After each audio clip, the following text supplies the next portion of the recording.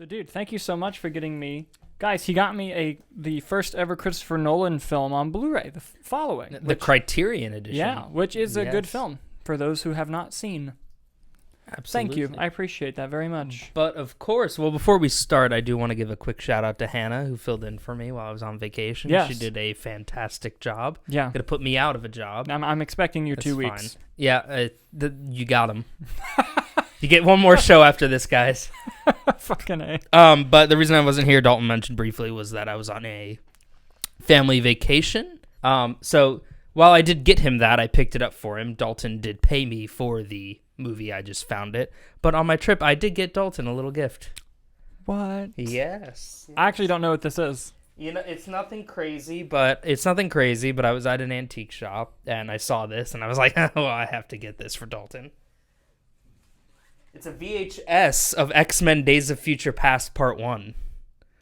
Shut the fuck up. From like the fucking... Yeah. Oh my god. And now you're probably thinking, that's really cool, but man, like, Part 1, I'm never going to find Part 2 of the VHS. You son of a bitch. Dalton, you don't have to, because right here is X-Men Days of Future Past Part 2 on VHS. What the fuck? Did you get this? Dude, are you fucking serious? Bro. They had so many of, like, these VHSs. And that I was is fucking like, crazy. that's 10 and 11. I'm not joking. They had 1 through, like, 20. This is like from the 90s show. Yeah. They had 1 through 20. I'm, like, looking at the times. I went, oh, Days of Future Past? Absolutely. Listen, if you don't think I'm going to drive to Shonda's house and get the VHS that still works and bring it back, fucking watch me, dude. I will do it so fucking Dude, fast. do it and let me know, because I want to watch these. I don't think I've seen them. They're good. They're super fucking good. Dude, this I can't believe this. This is fucking unbelievable. Thank you. You're I'm welcome. gonna put these over here.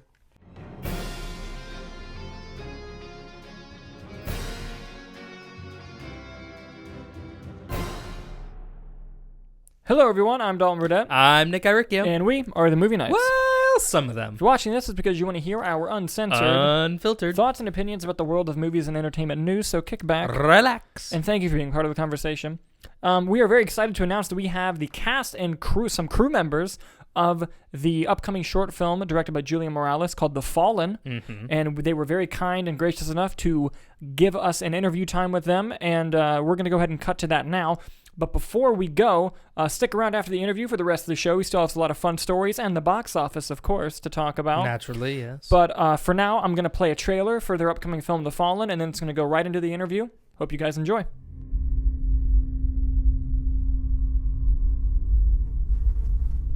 Eso estuvo diferente. Eso estuvo diferente. Estabas rara.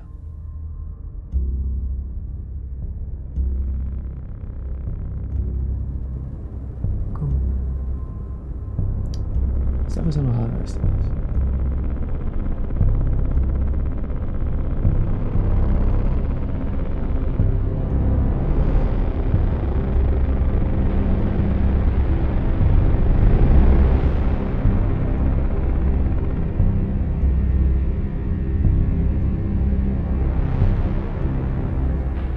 Quizás necesites un pasatiempo.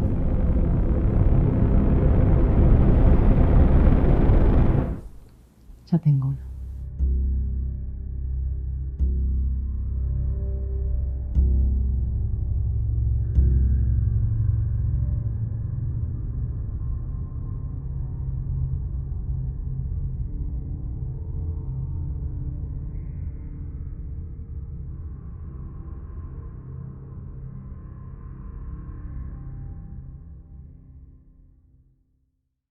Hello, everyone. I am so happy to say that we have some of the cast and crew of the upcoming short film, The Fallen, with us. You guys have seen Mr. Julian Morales, on the show before. He is an incredible filmmaker and a very good friend, and he's brought along some people who worked on the film with him. I'm going to allow everyone to introduce themselves now. Hi, my name is Carolina Spirotera. I am the woman, which is the main character of The Fallen. And I don't know, is there categories that we should go through to like introduce ourselves? Because that's all I got. No, it's all good. You did great. It's a free for all. It's all a battle royale here in the beginning. I feel like we should add like a random what's your favorite color? Just something random. Okay, so we're all gonna say 3 things about ourselves. Yeah, and it's we're an gonna say, icebreaker. Are we nervous about college or are we ready? Yeah. So my name is Andre. I play the twins, Raphael and Gabriel, and my favorite color is purple. We got one. We got one. My name is Andrea. I'm the film composer for The Fallen, and my favorite color is green. Hey, and you're wearing green. Representing the color, absolutely. Julian, I know they meant you, but introduce yourself again. Okay, yeah, I was about to ask. Okay, my name is Julian Morales. I'm the writer-director of The Fallen, and my favorite color is red, but I'm not wearing it right now. So. What you mean? You mean after watching The Fallen? You mean this guy's favorite color is red? No way, dude. What? I know. I thought it was a misdirect. I was like, you know what? I bet it's purple the whole time. That's what I was thinking. I've never guessed your favorite color based off the ones you've done. Oh, it's definitely not blue. It's definitely not blue based off all my work. Yeah, no, absolutely not. But thank you guys so much for being here. We really appreciate it. And I'm going to go ahead and dive into some questions. And this is going to be fun. I'm going to start with Andrea. So, first of all, I want to say amazing work in the film. I loved the score. And I wanted to go ahead and ask you, how did you come about being involved in this project? And what was it like, hearing, because like film and music, while they're the same, they're also really different mediums, but really what connects them is through emotion and how you're supposed to feel during the process. And how was that described to you, and how did you use that to really score this film? So I was approached by Julian because we had met because of a film that I worked with my friends prior, and he was like, oh my God, come be the film composer for my film. And I was like, oh my God, we'll see. But I read the script and I loved it. And I was like, yeah, I'd love to be part of it. And you're absolutely right. Like everything that you said about like film and music is 100% true. Like when it came about this score, it was a lot about like the footage that I had, and the footage that Julian was able to like give me with like so much like speed. But just looking at the scenes and like reading the script, like there's a lot that I had to like just make up from scratch, because it's like emotion that's like implanted there and like the acting, but it needs to carry like with the audience, because that's the importance of like a film score. Like the audience needs to take that and understand, oh, okay, this is the woman's thoughts. This is how the woman feels. Oh, this is a dangerous situation. Oh, this is something that's like tense, like it's all these things that I have to read like with no music, and I have to make it myself. So it's it's a very fun process, a very difficult process, but I think it's really rewarding when it all comes together. And the film really came together to be like crazy. I loved it. Yes. Awesome. My next question is going to be for Andre. So you play more than one role in this. I think that's okay to say. I know I'm not supposed to do spoilers. But you play more than one role. As an actor, I know that can be sometimes challenging. And let's see, I'm going to try to be vague as possible. Because you're kind of playing two sides of a similar coin. And I'm curious, when you approach this type of thing, how did you really come into the mindset of separating two people? Well, honestly, it's just like how both characters are different from each other, even though they're twins. They're both in different circumstances.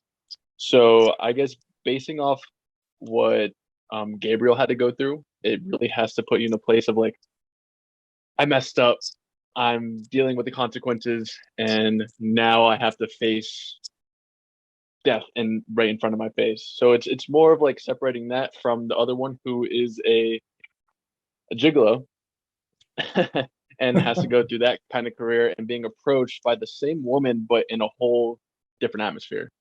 So I think one is more intense than the other, and the other one's calm, where it does kind of come full circle and it both meets like that same intensity no matter what. So it was interesting. Definitely going through it with Julian and Carolina, like was trying to defer how to approach it, but finally we were able to distinguish how to go about it. This is funny because Julian actually hit me up about the film randomly. And during that time, I was in a bulking phase. So when he brought it up to me, he was like, "Yeah, you may need to be shirtless for like part of the scene." So I'm like, "Damn it, Julian!" So now I had to go on like I had to go for like 3 weeks eating just straight like bland chicken, bland white rice, bland broccoli, and really like cut down to where I can at least get like that look of what gigolos are supposed to present themselves at like as a certain figure. So it was dreadful because like the day of I still had to the day of the shooting with the scene within the house, I went to the gym before we started shooting and I didn't eat all day. So then finally once we got some of this the shots down, and thank God his fabulous mother made some good food. I devoured everything. And they especially let me have like most of the leftovers afterwards just because of they knew how much I was like depriving myself of food just for this certain shot. But that was so detrimental, but honestly worth it. Carolina, question for you. I know that you've worked with Julian before. I've seen a lot. I think I've seen all of Julian's short films. Maybe most. I've seen most of them. I know that. And I thought I recognized Andre. I definitely recognize you. What was it like to not only be in another, Julian Morales film, and how did you approach this character as compared to your previous times working with him? Because while I could see some similarities with the character in this film compared to, say, One Bad Day, there's also a huge fundamental emotional difference in approach to that. And I was curious as to how you kind of came to this role and what you used to kind of get there. Well, yeah, for this role in particular, the most challenging thing for me, and this was a direction from Julian, is that unlike me, Carolina, like myself, I'm very expressive, and I normally like to.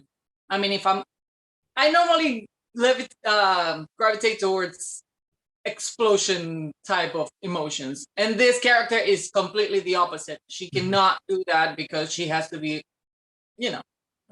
very cold and what's the word that I'm looking for? But you get the point that she's the opposite of emotion. She has to be very contained. So that was super challenging for me. And Julian gave me a list of references, movies for me to look at. And but yeah, mostly it was just really thinking on what's going on with my face or what's going on with my emotions and try to like calm down, like try to minimize it, if that's a word, and try to keep it everything to a minimum, try to like keep it inside of me, not show, even though, and then I think that's what works when she does show a little bit of emotion, particularly with Gabriel, and that's the only time that I allow myself to like come out that very sheltered type of emotional character. She can show, so that was the challenging part. Yeah, nice. And all right, now I'm gonna go to Julian. I'm saving him for last. Actually, before I go to Julian, you said that he recommended movies to watch. Just how many times has he recommended to each of you to watch Blade Runner? I assume it's a lot. He did for other projects. He recommends it even outside of a project. Julian, you dog. Just, I know you just love Blade Runner. Casual conversation. Wait, is it? I tell everyone, like even a stranger, like, hey, you gotta watch Blade Runner. The first one or 2049? Ooh. Both basically. I kind of hold them both in the same regard as being like my favorite movies, basically, because it's kind of like because the second one is like does the impossible thing where it's like meets the expectations and exceeds them, and then the original, was the one that laid the groundwork. There wouldn't be 2049 without the first one. So I hold them both in the same place in my heart. So kind of just Blade Runner's just kind of a Blade Runner means all of it. Like you're saying, I'm gonna watch Star Wars. It's like I'm starting at 1 and I'm going to 9. Yeah, it's kind of it's a Blade Runner. Yeah, no, both was the Both was the right answer. Have you watched the when they're like an animated? Yeah, like the Blade show? Runner Lotus. Black Lotus. Yeah, Was I it saw good? that, and I really, really like it. Okay, I haven't had a chance to watch that. Yeah, I got to yet. check that out too. But anyway, Julian, this film, first of all, amazing job. And I know I said it to Andrea, then I skipped. Everyone did great. I want that to be known. Wow, that's another interviewer mix-up. I said one person did great and then just skipped everybody else. No, but amazing job on everyone's fronts.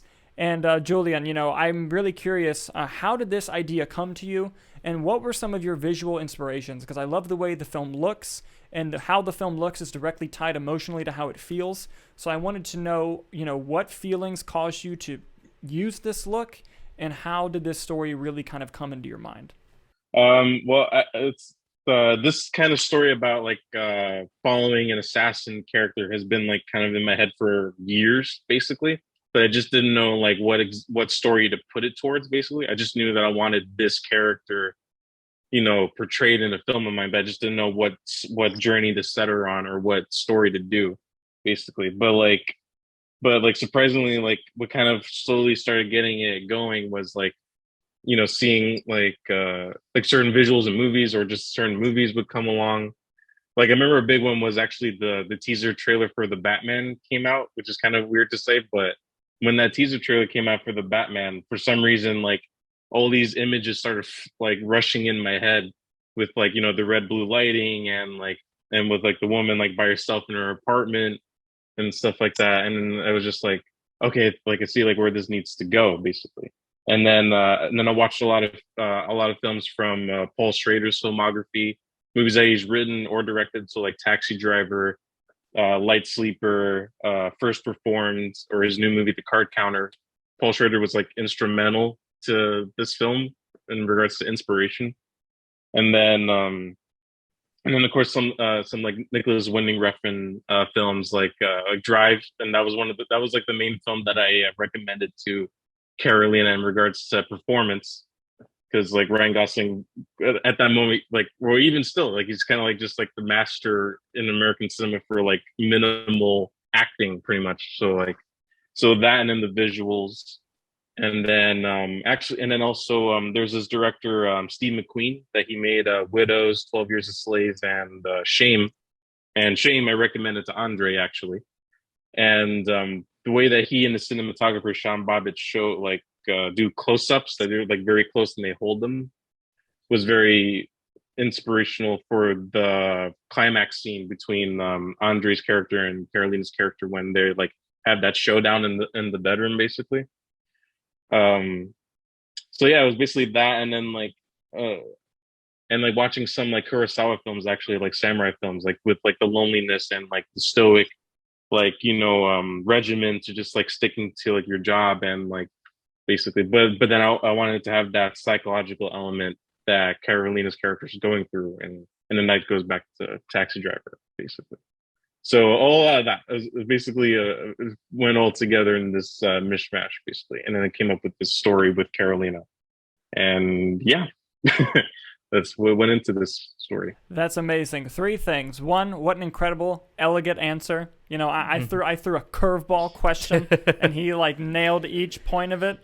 2, thank you for bringing up First Reformed, because that movie rules, and no one ever talks about it. It came and went, and I remember coming home. I lived with you at the time, and I was like, bro, Ethan Hawke just probably gave like one of the best acting performances I've ever seen. And like I remember keep talking about it. And then you also brought up Drive, and Nick will even tell you anytime someone brings up Drive, I have to watch it tonight now, and that's on you, Julian. We gotta watch The Drive. We're gonna watch The Drive. The Drive. Yes.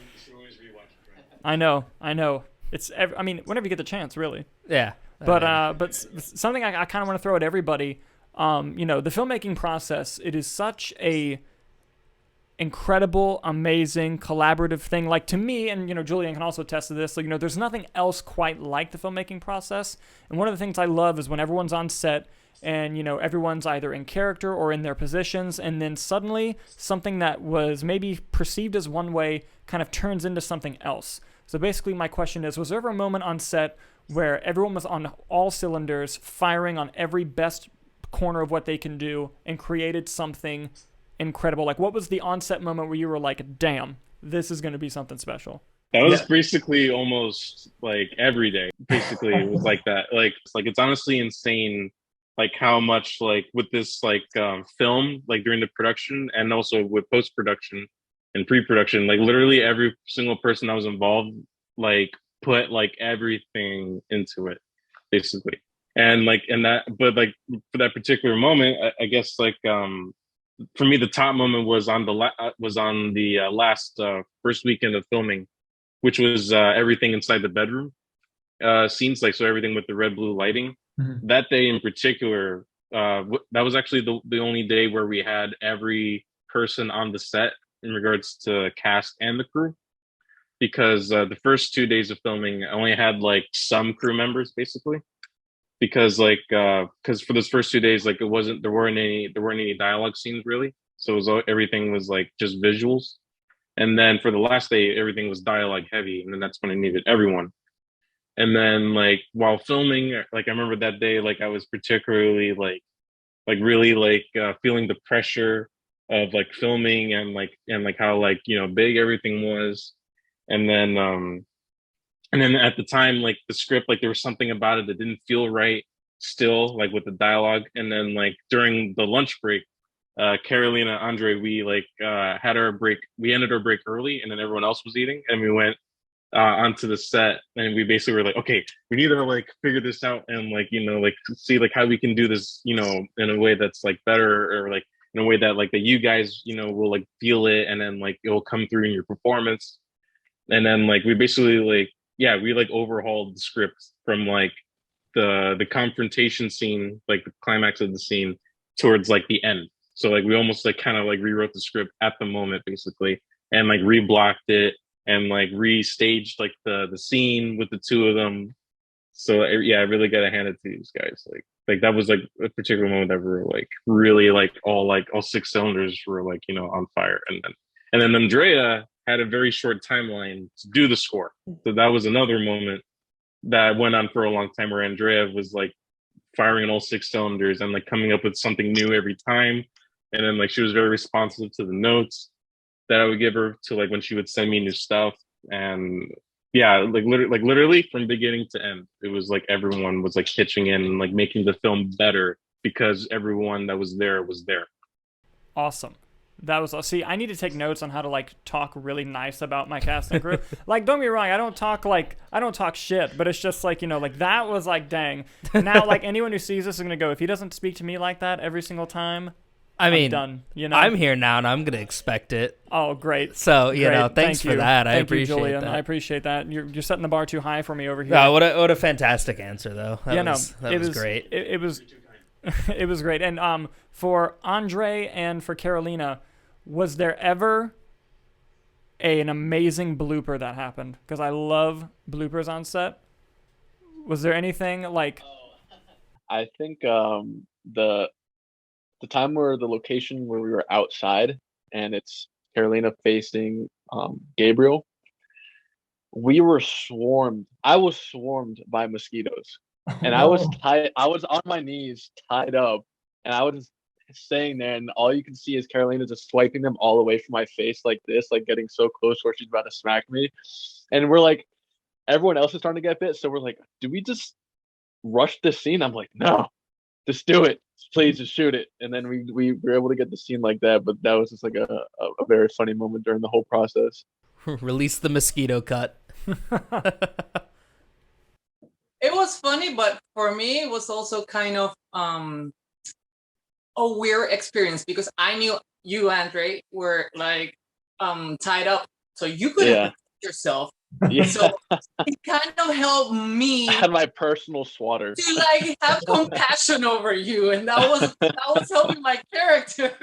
I know. It's breaking her out of character. But no, seriously, it's like I kind of felt bad, like, oh, and that was not expected. That was not, but that no, was definitely not. Definitely not planned. I would hope so, Julian. I don't think Julian. Yeah, it was not planned because it's funny because because it's funny because the day that they were talking about, we had to go back there to do the scene again, and then But like the first time we were there, we didn't have that problem. Like there weren't any kind of flies like that.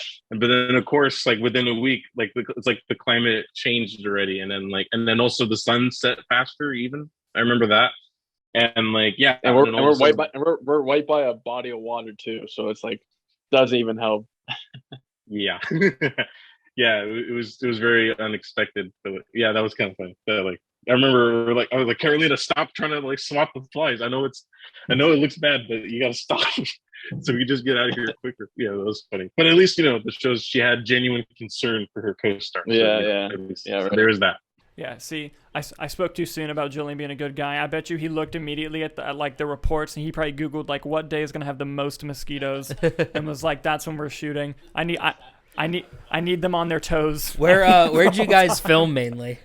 Oh yeah, that's a great question. What was your guys' main filming locations?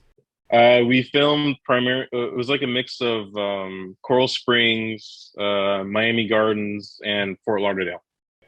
I'm actually from Coral Springs. That's where I filmed like all like the driving scenes for like that short little montage. So that was in downtown Miami. So 4 different locations. What part in Coral Springs were you in, if you remember? Yeah, that was it's this area just off of the Sawgrass Expressway. Yeah, so it's like off Sawgrass and Atlantic. There's this place called a levee, and then so we found this little spot where like because like people tend to go there a lot to watch the sunset because at that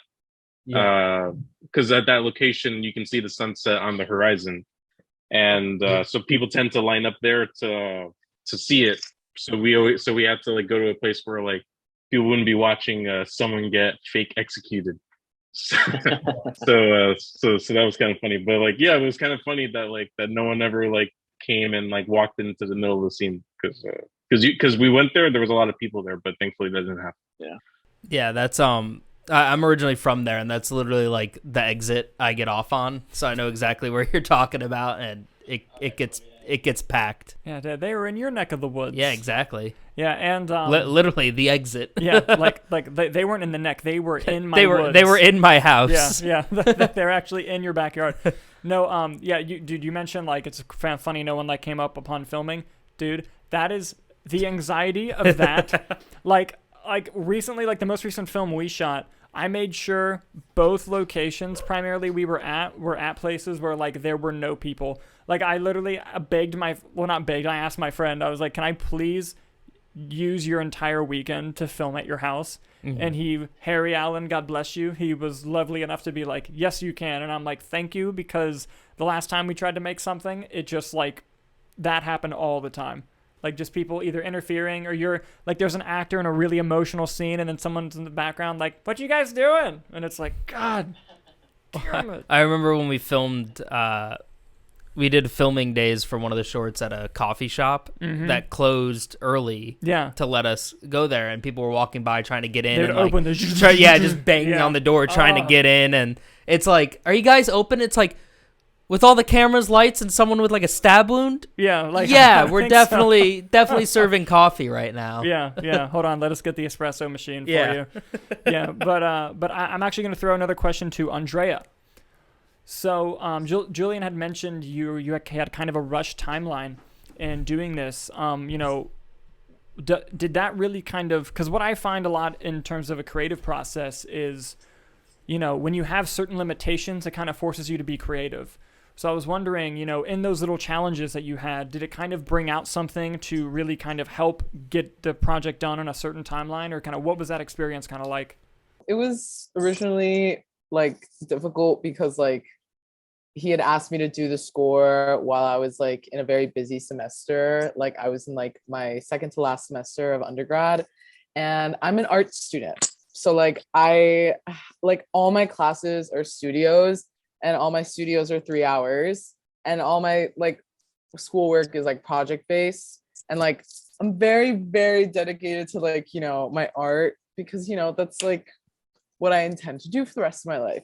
So it was hard to, because it was like, this is a project that obviously like I signed a contract, I'm on like doing it on the side, but then there's like my other responsibilities that are like, deadlines that I have to meet like now, like for school, because I gotta graduate we're not ready for college. But, we kind of like came to like an understanding, more like a forced understanding, because like I'm, like you said, I'm the type of person that like I think it's really hard to create when you're not in the right headspace to create, especially for such an emotional like thing to do. Like creating scores is definitely a taxing job because of how much you have to like sit with like your understanding of whatever feeling or whatever emotion I need to portray orally. So it's like I gotta really sit down. Like I had to really be the woman like writing this score, because like it's really like just like the whole score is really just a trip through the woman's mind. Like this is a whole experience of one person. But I mean, luckily Julian had the trust in me to like knock out the score in a very short time frame once I finished my semester. And I told him, I was like, I could do it. Like, I swear, like, because I had already like mentally prepared. I'm gonna finish it. I can finish it. I know it's gonna be fine. I know what I'm kind of gonna write. I was already like ready to write, like, and when I get in those moods, I'm like, I know that like it's gonna be fine. Cause like I have a lot of confidence and like just keep it going, keep it moving, like, so yeah, I knocked it out in like what, 3 days? Three or two, Julian? Yeah, you did. I was like, oh shit, she did. Yeah, Yeah, like 3 days. yeah, Oh I my probably God. I Yeah, probably like set him like two scores, and then like the other 5 or 4 I did in yeah, like 2-3 days. Wow. yeah, because like Amazing. earlier that month, like she already had sent me like well, one of the tracks he sent me was pretty much like the finished thing, Done. Yeah. pretty much, and which was the opening, and then he sent me a second one that was like still in the works, and then we talked about like the whole like that, like I really need like the rest of it, and then that 3 days that you literally said like, okay, in these 3 days I'm gonna finish it, and then you literally finished it in those 3 days, just like you said, pretty much.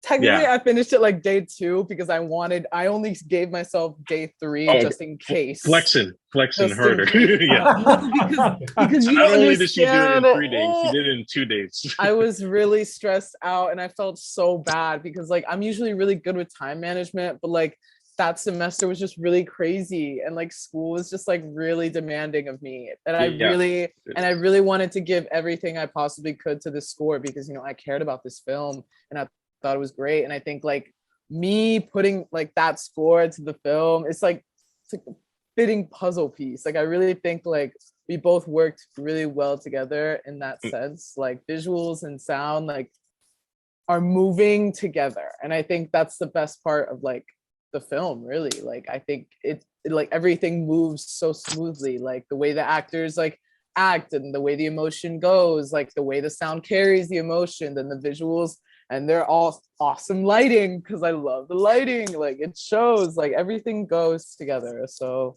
I'm glad I made it work for the short time frame that I had. But I mean, I told them, trust me, I got it. Yeah, Trust bless me, your I heart, got because it. you really brought it. Like it's crazy. It's honestly insane. Yeah, and then a quick little thing about the lighting that I wanted to mention is that the red blue lighting, half of that is attributed to Andre, actually, our very star here, because he works at a production house, and at the time we only had the red light, and then I was like, oh, like I wasn't able to get the red light, so I guess like like I'll just have to settle for that. Then I was just like, I could get you blue lights. I have them at work, and I was like, can you? And then and on the set he freaking like came through with a suitcase full of like these like like little like RGB LED lights. And then like when I first and at first I thought I wasn't gonna be able to get it. Yeah, it's crazy. Yeah, it was funny because like I think we're gonna settle with that, but I was so eager to use these lights. I was like, I have them, please use them. And then finally we're able to like come to an agreement, like, okay, we'll use it for this scene. I'm like, thank you. I mean, That's just impressive restraint all around. Because if you gave me like a bunch of colored lights, I'd be like, all right, this scene's red, this scene's blue, this one's gonna be purple. Yeah, like we're gonna get some green, yellow, everything. I would take him to my office job and just be like, "You guys are gonna have to deal with this," and I would just turn them on. Also, I'm just hung up on that Andrea thinks that 2 days is bad time management for a film. That's incredible. No, like, well, what I was gonna point out, like, one, like, obviously it's really impressive, but two, I was gonna say, like, what an emotionally draining 2 days. Like, that had to be like, because like, well, one, it's emotionally draining because, like, you're on a time crunch and you're working, and everyone knows what that's like. But then she's doing the score for like a deeply emotional film, and she has to like sit in the emotions of these people like for 2 straight days with almost no break. Yeah, I was just like, dang, like she was saying it took 2 days, and I'm like, oh man, I need a ton of therapy after that. Like, and 5 days recovery after that. I literally locked myself in the sound room at my institution, and I was like, you know what, I'm not gonna leave here until I like do this one, and that one. And like I would take breaks, like it was really, I honestly think I did a great job. I really knocked it out. I didn't feel like super stressed. I wasn't like, oh my God, this sounds awful. I was really proud of what I did. Like, I felt good about it. I felt like it went with the film perfectly. Like, everything worked out the way, and I knew it would. I literally told him, I was like, bro, don't worry. Like, I'm confident I'm going to finish the score. Like, don't worry. And Julia was worried. Imagine if she had a month. Yeah, like we all had a month to finish the film. We had so much. I had so much time. He gave me so much time, but like for me, really, it truly is like when it's here, and that's when it's happening. I'm very bad when people are like, can't force it. Yeah, like when people are like, oh, in 2 weeks I need something. I'm like, I don't know if I can do that, but I'll give you something good. Like I will never give, like, because it's my work, and my work is representative of myself, and it's a professional job. Like, this is like something that is my responsibility as well. So it's really important to like give what exactly he's looking for. Like Julian gave me a lot of recommendations, and I'm gonna be very honest, I didn't listen to a single one. But yeah, I figured because like I sent her a whole bunch of Trent Reznor, Atticus Ross, Nine Inch Nails, because that's what I was using as a temp score. And then she comes back with the tracks, and I'm like, this sounds nothing like what I was recommending to you, but that's why I loved it. I was like, you didn't just say like, okay, I'm literally gonna just do a cover of this track that Julian sent me. Like, you just went and did your own thing, which is why I'm especially proud of what you did and impressed. I did listen to a couple suggestions because I'm not that bad. Like I definitely did, especially for Gone Girl, because that one was a good one. That was a good inspo for me, I think, for this film. Like I think Dune came out around this time, and I gave you a score, and you were like, oh my God, I was literally thinking about how Dune did something like that, and I was gonna ask you to do it, and you already did it. I was like, great minds think alike. Great minds think alike, Exactly. But yeah. And Andrea has the album on Spotify that she did on the movie. Ooh. So you could have listened to the score separately on Spotify. There is also that. Ooh. Original motion picture soundtrack. Original motion picture soundtrack for The Fallen on Spotify. Moreno. It's so good. By Andrea Moreno. You gotta listen to it. The best one is The Woman. Yeah, the Woman track is like so good. I'm going to wrap this up with a final question, but I want this question is addressed to everyone, and I want everyone to answer it because I'm sure everyone's going to have a different approach. I mean, a similar but a different answer. And so I'm going to start with Julian, then Carolina, then Andre, then Andrea. And the question is, if the audience could take away one thing from this film, what would you want that thing to be? I just hope that they see all the hard work and the passion that went into the film from everyone that worked on it. Basically, like I just want them to see what we did and just be like, wow, that's really impressive that they did what they did with what resources that they had and that they were able to do in this amount of time. And yeah, that's really what I want. Like that's like the main thing that I want for people to take away from the film.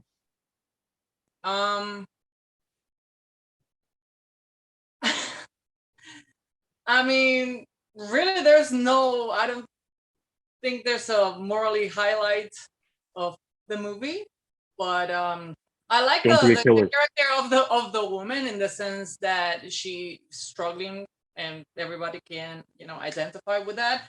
However, her approach to solving issues might not be the best to follow. So I would just say to people to let emotions sink in, just take their time, just enjoy people suffering.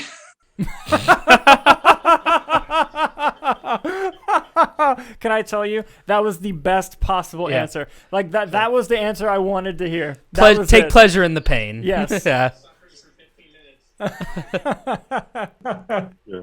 Hey, there's so many dramas out there that people just watch for like an hour plus, 50 minutes. Yeah, miniseries, 8 hours, 10 Right. hours, people suffering. So yeah, just embrace pain, embrace suffering. I think the one thing that the audience could take away is just a matter of like understanding where a person stands in a certain situation that revolves around the life that they chose to live. And I guess seeing that there's beauty in everything, even like death itself, but obviously not going the same approach Carolina's saying, like, yes, let them suffer, enjoy it, doing all this stuff. But it's more of a matter of just being what's the word? I would say like compassionate and considerate of like where a person stands and like how it is that they kind of can sense where they're wrong and allow them to be expressive in that way. But from this film, they're gonna get a bunch of different feelings from the situation that's being shown to them. So hopefully they just gain a better understanding of like just allow things to be, and certain things will fall into place and let it enter itself. Just to piggyback off what Andre was saying, like I think like within like understanding like I guess the choices that one makes, I guess I hope that people take away from this film like the importance of contemplation as well, because that's such a big theme in this film that like is very like I think it's definitely becoming a lot more popular I think in modern day film, but like I think we don't appreciate it as much because like it's so like you're just in someone's head, like, but it's so important in understanding like the main character of this film and like why they do the things that they do, and like the importance of contemplation, and like even in like contemplation in Spanish, you know what I mean, like in their like native language, like that's something else like that people don't really think about, like because I be thinking in Spanish sometimes. I'm not like, oh wow, like but it's like important to like because it's your thoughts, like so to like even switch from that to that, like I feel like it's important for people to take that away. And I think another like little sticky note of that contemplation idea, the importance of a score behind contemplation. Like I really think like when you're in your head, you want the soundtrack of your life playing, you know what I mean, like you want your story to be like in your earbuds. You're like, oh my god, like I'm just going through life, like whatever, like this is what I'm listening to, like so yeah, sound is super important in that as well. So yeah. Thank you guys so much for doing the interview. All of you are fantastic. Everything you've done on the movie is great. The film is great. All of you should be very, very proud of it. We cannot wait for it to be publicly released. Julian, can you give us some details as to maybe when that's going to happen? Well, the film is currently in its festival run. It just began, and right now, the only way you can see it is on July 27th at Silver Spot Miami for Filmgate's monthly festival. Right now, it's their subtitles month for July. So right now, that's the only way you're going to be able to see it on the big screen. And then after that, if you follow on Instagram, The Fallen Short Film, that's where I will post updates on where else you can watch it in the near future. Awesome, awesome. Well, thank you guys so much. It was a pleasure speaking with you, and I can't wait to see what you guys do next. Yeah, thanks for coming on. Thank you, sir. Bless. Thank you for having us. Thank you. You can find links to the Spotify music, to the trailer to the film, to buy tickets for the film, all in the description of the video, or if you're an audio listener, in the audio place below. And we thank them again for coming onto the show. We really appreciate it, and we hope you guys check out their film. It is really, really good. So naturally, the next thing we're going to do is the box office. Before we get that real quick, before we go into the main topics too, I do just want to give a quick little shout out. 2 episodes ago, I believe it was, I mentioned a TV show I watched called The Bear on FX. It was the one I mentioned had the guy who played Micro from The Punisher, as well as a John Bernthal cameo, and starred the guy from Shameless. We don't really do a lot of TV show news here, but because we talked about it, I want to shout it out one more time. They got a season 2 renewal. So, that is awesome. Just a quick little, And I've heard you were the first person to put it on my radar. Yeah. Everyone else who's watched the show, just like you, have given it rave reviews. I am, at some point before I die, going to check out the show. I highly recommend it. Yeah. It sounds really interesting, and I want to watch it. So, just wanted to, congrats on season 2, and, box office. Box office! All right, will you pull up our predictions, please? Yes. Read them off. All right, so Hannah's list was Thor, Minions, Elvis, Top Gun, and Jurassic World. Okay. Dalton's was Thor, Minions, Top Gun, Elvis, and then Where the Crawdads Sing. Mine was Minions number 1. I fucking forgot you did that. Minions Mayhem. Thor, Top Gun, Elvis, and Crawdads in 5th. I did not look at the comments to see if Kyler or Harry had put theirs in. I don't think so. But regardless, everyone was wrong. Woo! Except for Nick, who got Minions number 1 right. No. So coming in first was Thor: Love and Thunder, making $46.6 million. It dropped 68%, which is lower than you'd like to see. However, it's the same as Doctor Strange 2. It's the same as Spider-Man No Way Home. The more money your movie makes opening weekend, the more it's going to drop. So while on paper it's not the best, it's still, the movie's made a lot of money, which we'll get into its final worldwide, not final, but its current worldwide total here in a second. Coming in second was the Minions Rise of Gru, making another $26 million, only dropping 42% from week 2 to week 3. Coming in third, Where the Crawdads Sing. I did not expect it to open as high as it did. It made about $17 million in its opening weekend. Coming in fourth was Top Gun Maverick, making $12.2 million in its 8th week. And coming in 5th was Elvis, making $8 million in its 4th week. And I do want to point out another movie opened that I'd forgotten about, called Paws of Fury, The Legend of Hank. It opened 6th and made $6 million. Mm-hmm. But something I want to point out, I'm going to go into the Paws of Fury here for a minute. It's made $6 million on a budget of $45. Mm-hmm.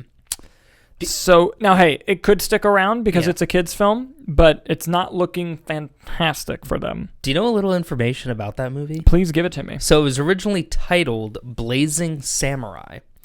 Now, Mel Brooks is in the cast. Yes! Yeah, Mel Brooks is in the cast. He also wrote the screenplay and is listed as executive producer. Nick. Because I don't know what the final looks like. Nick. Yes.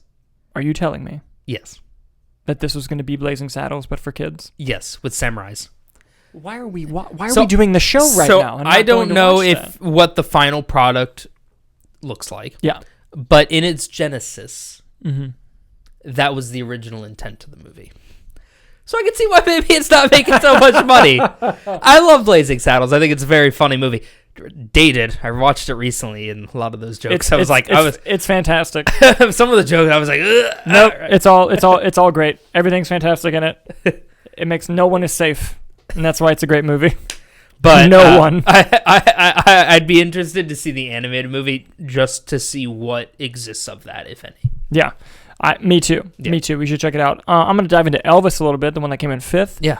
Total worldwide total is $186 million on a budget of 85. It's made 2.2. I think by next week it'll be profitable. Mm-hmm. Now we're going to move on to Top Gun Maverick. It has made $1.2 billion. Jeez. It has officially made 7.2 times its budget back. I think you say Paramount's pretty happy with that. A little bit, yeah. Where the Crawdads Sing, as I mentioned, made $17 million. It has not opened worldwide in markets yet on a production budget of 24. So maybe by next week or the week after, unless it suddenly disappears from the box office, which would be a shame. It should be on its way to profitability. We're just not quite there yet. Minions: The Rise of Gru's worldwide total $533 million so far on a budget of 80. It has made 6.7 times its budget back. Minions mayhem At the box office. And of course, Thor: Love and Thunder's worldwide total 498. So tomorrow it'll pass 500 million worldwide on a budget of 250. So it's about 2 times its budget back. It'll be profitable tomorrow. So anything made after tomorrow is making them money. So those two, do you think they have the stretch to go to the billion, or do you think they don't get it? The speed that they're doing it, I don't know what it. I don't think either of them will. No. I honestly think Minions has a better shot because comedy doesn't play well overseas, but the Minions are loved overseas.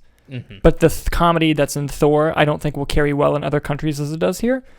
And I think that it's going to come right around where Doctor Strange is at, like 950, like right below. Because I think Doctor Strange's final number was like 947. So you think they'll both clear like 8? Maybe. I think that's the line. I think plus or minus 8. Yeah. It could be where they end up, especially just with other movies coming out. So what did you guys think about the box office? And before we go, let's predict next week. Oh, also just a quick note. I know it wasn't in the top 5, but didn't Black Phone cross 100 mil? It did. I'm going to pull that up right now. Just a quick little shout Black out. Phone's current total, 114 million worldwide on a budget of 18.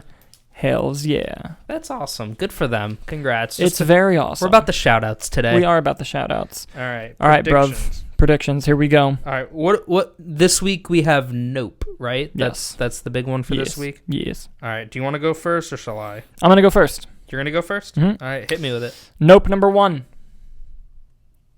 Okay. You heard me. All right. Thor, number 2. Okay. Minions, number 3. Top Gun, number 4. Where the Crawdads Sing, number 5. Ooh. I think Crawdads is going to drop 2. Top Gun's going to hold.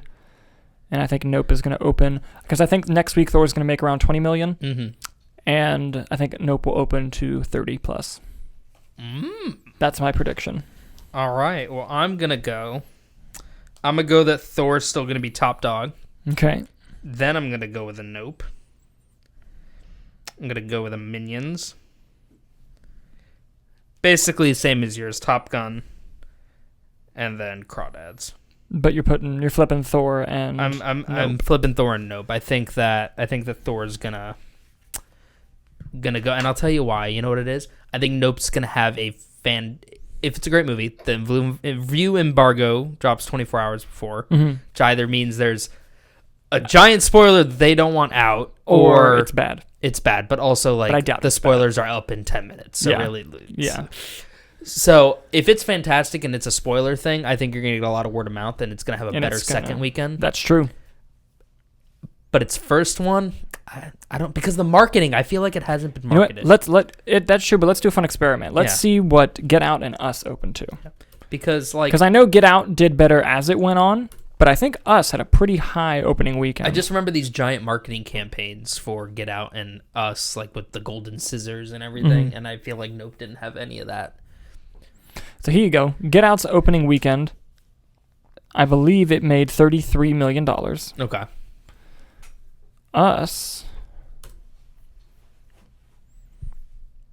opening weekend, 71. 70? I'm deeply regretting my choice. You already made it. No, I mean, I'll stick with it. It's not fun if we're the same, you know? I mean, hey, if you want to change, it's okay. No, I'll stick with it. I think Thor gets it. All right. What do you guys think is going to happen next week at the box office? Let us know as we move on to our next story. What were your thoughts on Solo? You know, I liked it. I did too. I had no issues with it. I think the whole thing in that recent thing when Kathleen Kennedy was like, yeah, the issue is in recasting the characters. Like, we should just, and I'm like, what are you talking about? Alden Ehrenreich was fine as Solo. Like, it was a very good movie, especially, like, given all the production issues it had. Yeah. Like, release the Lord and Miller cut, you coward. The fact that it's a comprehensible, put-together movie, unlike, like, Justice League, is astounding. And I think it's one of the better entries into the universe. I think Rogue One's better. We can agree to disagree on that. But yeah. Now, the reason why I bring that up is because you mentioned Alden Ehrenreich, who played Han Solo in that film. Yes. I think he did a terrific job in that movie. Mhm. He made the characters, and he didn't do a Harrison Ford impression. I'm so glad he didn't, because that would have been annoying quickly. Looking at you, Donald Glover, with Lando. But I think that That's fine though. I think that him keeping the mannerisms and the DNA of Han Solo but doing his own thing worked well. But he hasn't done a whole lot since then. I mean, he's done some indies, and he recently did the Brave New World series. But Deadline is reporting that he just got cast in the Ironheart Marvel series that's coming to Disney Plus soon. I'm going to take this from the article. Solo star Alden Ehrenreich is set for a key role in Marvel's Ironheart series for Disney Plus. Ironheart will star Dominique Thorne as Marvel character Riri Williams, a genius inventor and creator of the most advanced suit of armor since Iron Man. Anthony Ramos is also aboard as well. Chiquina Hodge was recently tapped to be the head writer on the series, first announced as being developed during Disney's Investor Day presentation in December of 2020. It is unknown who Ehrenreich will be playing in the series. It's officially unknown, but I heard something, Nicholas. Go on. So that is official, everything I just said. What I'm about to say, do not run with. This is just me, something I heard in the grapevine. Yeah. This is not official, not part of the story, is a rumor. I've heard he's playing the son of Obadiah Stane. Oh, hell yeah. And if that's true, that would be awesome. I don't know that, though. I don't know. I could see that. My concern with that would be that Ironheart's a completely different character from Iron Man. Mm-hmm. And I feel like having a villain, I mean, maybe he's not a villain, maybe he helps her, I don't know. Mm-hmm. I don't know. I feel like that ties it too much to Iron Man. Well, I mean, it's going to tie a lot to It's Iron gonna- Man. Yeah, it's going to be. Yeah, I mean, it's... Especially Armor Wars and all that. If that happens.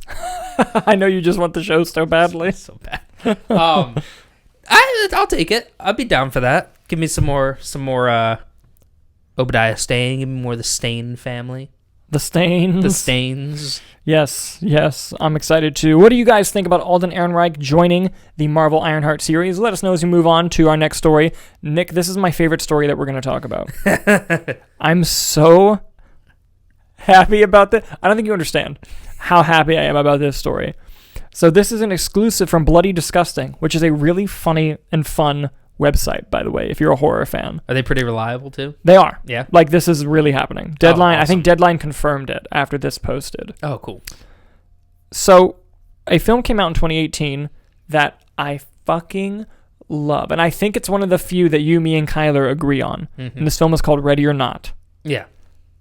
Incredible. Amazing. Yes. Especially the end. That's in contention for my favorite movie ending of all time. Like, what a setup for that joke too. And like and the thing is, that joke only works if you are convinced they won't do it, and I was convinced they were not going to do it. Yeah. And when it happened, oh my God. If you have not watched Ready or Not, please do yourself the favor and watch it.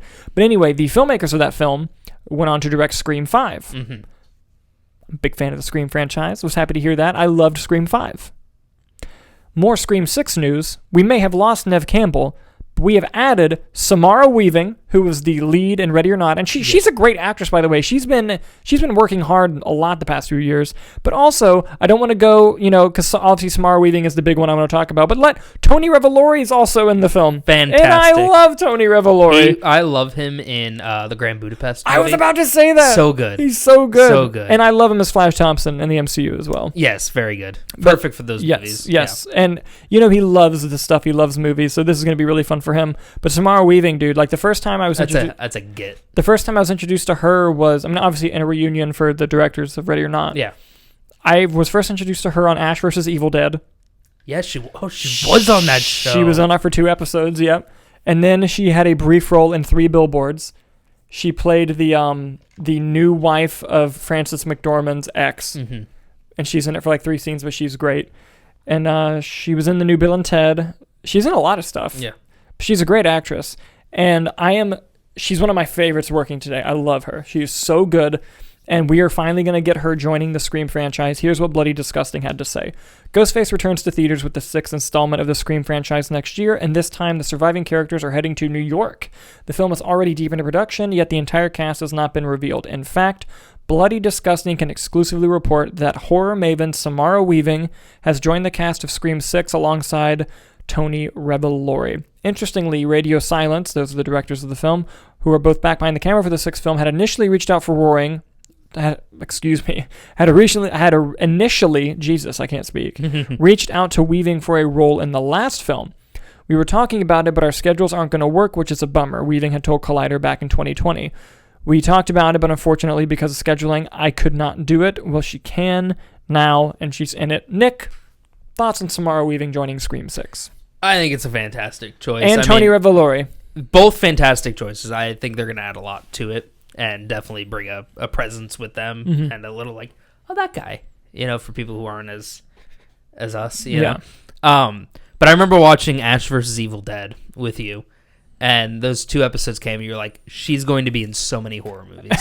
I did say that. And she was, and she did a bunch of other stuff too, that she was fantastic. She was in that one movie with Daniel Radcliffe, Guns Akimbo. Yes. That movie's hysterical. Very good. Very good actor. She's a great action actress, too, on top of the horror and the comedy. Like, Ready or Not was just like a boom, here she is.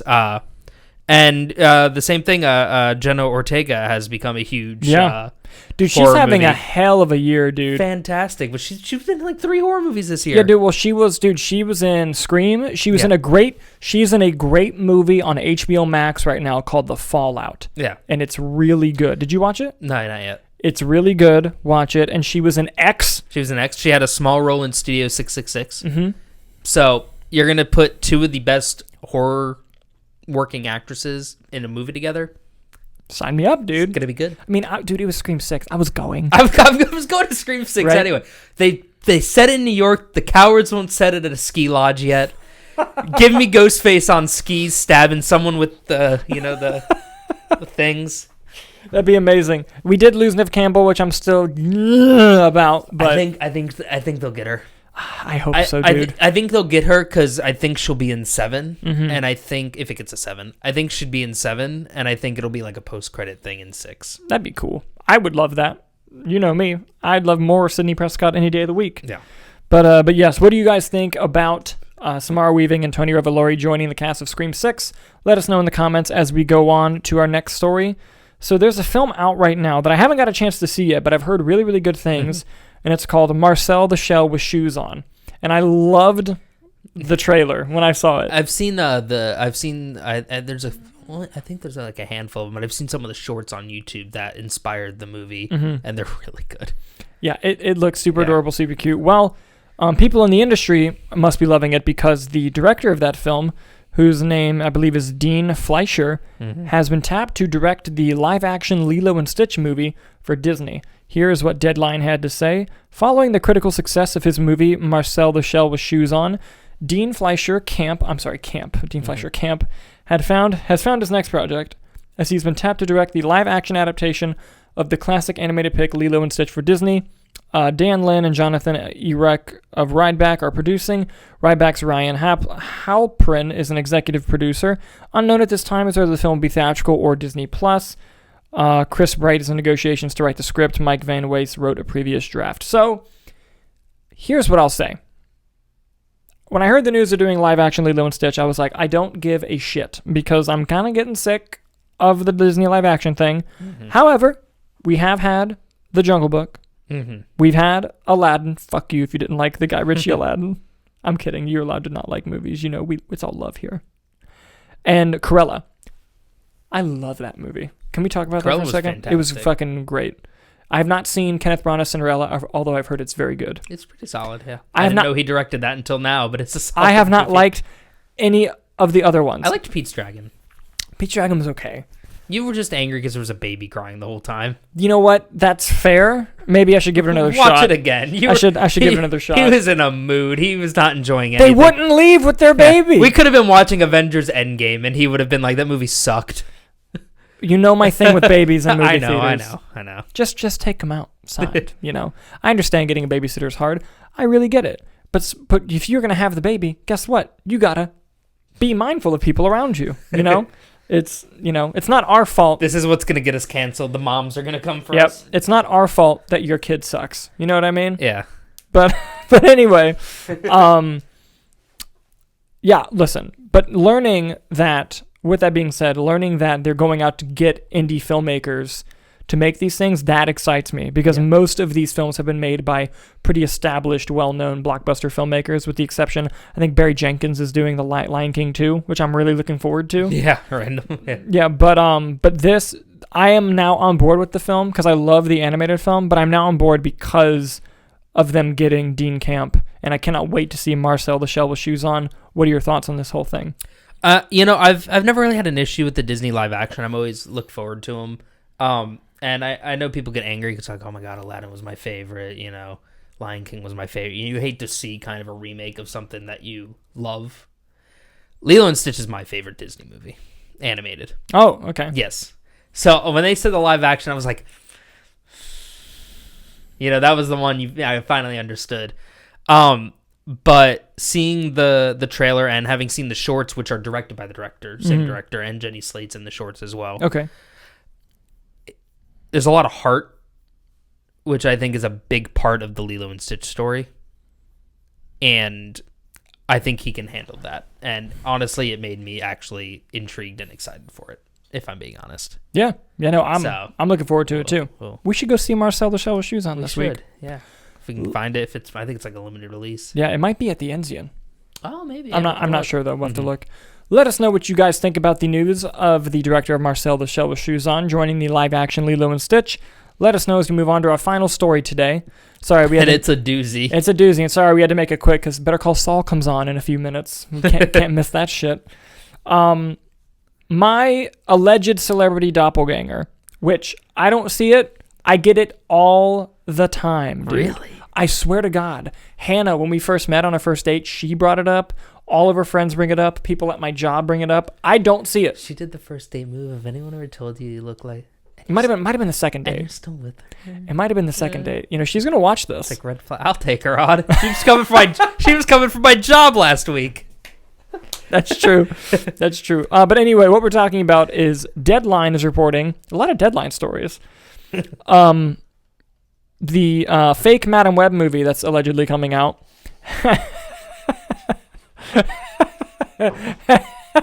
That gotcha. We almost had our first movie night spit take. I knew it was that. All right. The fake Madam Webb movie has just cast Adam Scott in an unknown role, and he even tweeted about it that he's excited. So this is what Deadline had to say. After landing an Emmy nomination for his critically hailed role in Severance, Adam Scott looks to have already found his next project. As sources tell Deadline, he is set to join the cast of Sony Pictures' Madam Webb, starring Dakota Johnson. Also on board are Sydney Sweeney, Celeste O'Connor, Isabel Merst, Emma Roberts, and Tahar Rahim for director S.J. Clarkson. Matt Sazama and Burke Sharpless penned the screenplay, with Kareem Sanga writing a previous draft. Sony had no comment on his casting, which means it's fucking true. So, look, I don't want to go off about this movie. Again, we've done it enough. I just want to know what it is. Because, like, what the fuck, how, and why, But if you want our previous thoughts on this Madam Web movie, just go back. We bring it up at some point. Probably in the thumbnail. Yeah. Adam Scott, though, big fan. Yes. And here's the thing. A lot of people know him as Ben Wyatt from Parks and Rec. It's one of his most known roles, and he's great in it. I haven't watched Severance yet. I've heard it's amazing. I'm going to watch it. My first exposure to him, because sometimes it's the first one that, like, really, that like that's just how you see them. And it's hilarious because it's his role that he's most unalike. Step Brother? It's the Step Brother. The brother. And I love him in that role so much. He's good. the best part of that movie. He's so good. Plays the dick so well. Yes. And it's amazing that, like, when I watch him in Parks and Rec, like, that was a big jump for me. And usually it's the opposite. People, like, jump to Step Brothers and they're like, oh my God, like, this is him. And he's so good. But look. He played a dick in both the early seasons of Parks and Rec. It wasn't but it was like a lovable dick. Yeah. Yeah. He was the guy that would just correct you and was right. Yeah. Yeah. Pretty much. Yeah. He wasn't the guy that would go up in the treehouse, show off his abs, and say, I haven't had a carb since 2004. I love when they're in the car singing. That's my favorite yes, scenes and he's with like $1,200 a week on singing lessons, and this is what you give me. I'm going to save it with this solo. You want to watch Step Brothers after this? Yeah, I do, actually. So good.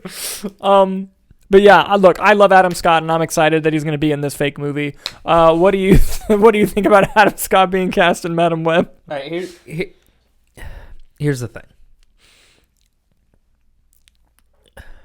The cast, very good. Adam Scott is just coming off of the Apple TV show Severance that has gotten a boatload of Emmy nominations. Mm-hmm. Sydney Sweeney is on the TV show Euphoria, which also does very well critically and is a very popular show. Dakota Johnson wasn't she just nominated last year for the Olivia Colman movie? The Lost Daughter? No, that wasn't her. Oh no, I thought she was in it though. Okay. Right, wasn't she the I never saw Lost Daughter, so I don't know. Yeah, Dakota, I thought she was nominated, but she was in it, which got Oscar nominated. She didn't, but she's a good actress. She's been in very good stuff. She's a very good actress. Yeah. Emma Roberts, the American Horror Story. Scream 4, American Horror Story, Scream Queens. Like, these are talented people working. Aquamarine, bro. Aquamarine. How did you not bring up Aquamarine? But the point I'm getting to is, especially like in the case of like Adam Scott and Sydney Sweeney, also Sydney Sweeney because she's a younger actress. Any manager, agent worth their salt would look at these movies, especially post-Morbius. The fact that it's right after Morbius, Yeah. You know what I mean? It would be like, no. Or, yeah, like, don't look, you know? So it begs the question, what did they show them? And what does that script look like? I know exactly what they showed him. That a truck full of money. Yeah. That's what they showed him. Yeah, but still, like, you would think like, the fact that it got, it makes me intrigued enough to want to see it, because it's like, oh, you see Jared Leto's Morbius, and you're like, all right, yeah, but, like, no one else in that cast was, like, yeah, maybe Tyrese, but Tyrese isn't a whack job anyway. Yeah. The Venom movies are Tom Hardy, Carey Mulligan in them somehow. Yeah. So, when you're seeing that and you're seeing a cast this big with this many talented stars, something's got to be going on. Yeah. That is good. And I like to give them the benefit of the doubt for that. Yeah, I mean, if it's a Madam Web movie. Yeah, if it's a Madam Web movie, we'll see. I doubt it. But yeah, I mean, you bring up a lot of good points. I mean, hey, we'll reserve judgment. We'll see. We'll see after Craven the Non-Hunter. I can't wait. Yeah. Another Russell Crowe movie. Yeah. Right? Isn't he? Yeah, he is. He is in it. He's not going to be Zeus. No, he's not. Oh, man. That Russian, though. We're going to get another crazy accent. Yep. Yes. Amazing. Well, that's all the show we have for you guys today. Don't forget to follow all the links to the amazing short film, The Fallen. Yes. Thank you again to all those guys who came on to be interview with us. Nick, do you have anything you want to add? Just glad to be back. Glad to have you back.